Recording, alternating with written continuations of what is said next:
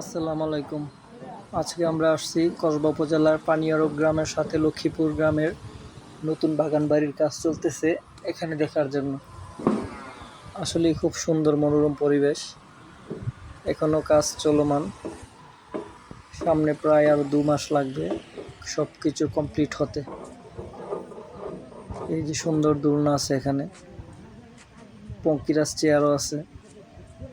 এখন কাজ চলমান, তাই এখন আর টিকিটের প্রয়োজন হয় না, চাইলে আপনারাও ঘুরে আসতে পারেন এখানে।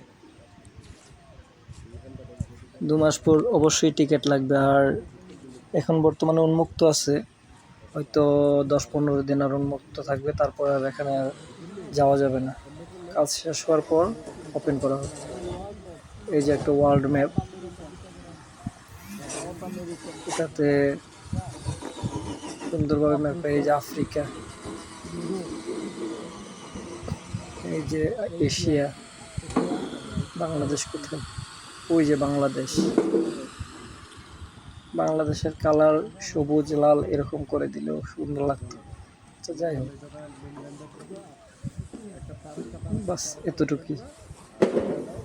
আবার আসবো, পুরোপুরি চালু হওয়ার আগেই আরো 2-3 বার আসবো এখানে ঘোরার জন্য। পরিবেশটা খুব ভালো লাগছে।